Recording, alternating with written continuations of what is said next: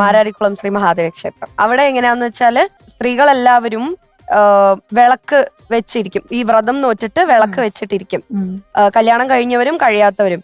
So എന്റെ അറിവ് ശരിയാണെങ്കിൽ അതിന്റെ ഒരു ഐതിഹ്യം ഇങ്ങനെയാണ്, ദാറ്റ് കല്യാണം കഴിഞ്ഞ സ്ത്രീകള് ഫോർ ഗുഡ് ഫാമിലി ആൻഡ് അതിന് മുന്നേ ഉള്ളവരാണെങ്കിൽ to get a good husband എന്നുള്ളതാണ് പറഞ്ഞു വരുന്ന ഐതിഹ്യം. ദീപാരാധന തുടങ്ങുന്നതിന് മുന്നേ അവിടെ പോയി വിളക്ക് കത്തിച്ച് ഇരിക്കും. രാത്രി വെളുപ്പിന് 2 മണിക്ക് ശിവരാത്രി പൂജ കഴിയാതെ അവിടുന്ന് ആരും എഴുന്നേക്കത്തില്ല. അവിടുന്ന് അതാണ് അതിന്റെ ഏറ്റവും വലിയ പ്രത്യേകത. ഇതിന്റെ ഇടയില് അവിടെ ശിവരാത്രി വെടിക്കെട്ട് ഉണ്ടാവും. അതൊക്കെ കഴിഞ്ഞിട്ട് ആണുങ്ങൾ എല്ലാവരും ശയന പ്രദക്ഷിണം ചെയ്യും. അതായത് 1-2 പേരെന്നല്ല, നമുക്ക് n നമ്പർ ഓഫ് പീപ്പിൾ ആണ്. നമുക്ക് വിചാരിക്കാവുന്നതിന്റെ അപ്പുറം ഒരുപാട് പേര് ശയന പ്രദക്ഷിണം ചെയ്യും. അപ്പം ഒരു സൈഡില് സ്ത്രീകൾ ഇങ്ങനെ വിളക്ക് കത്തിച്ചിരിക്കുന്നുണ്ടാവും, ഒരു സൈഡില് ആണുങ്ങൾ ശയന പ്രദക്ഷിണം ചെയ്യുന്നുണ്ടാവും. അത് ശരിക്കും ആയിരക്കണക്കിന് എന്ന് പറഞ്ഞ പോലെ ലക്ഷക്കണക്കിന് ആളുകളാണ് അവിടെ ഒരു വർഷം ശിവരാത്രിക്ക് മാത്രം ശയന പ്രദക്ഷിണം നടത്തുന്നത്.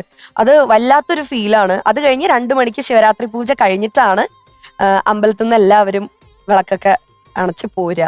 അത് ഭയങ്കര വലിയൊരു ഓർമ്മയാണ്. നമുക്ക് അവിടെ ചെല്ലുമ്പോൾ ആ ഫീല് ഭയങ്കര ഡിഫറെന്റ് ആണ്.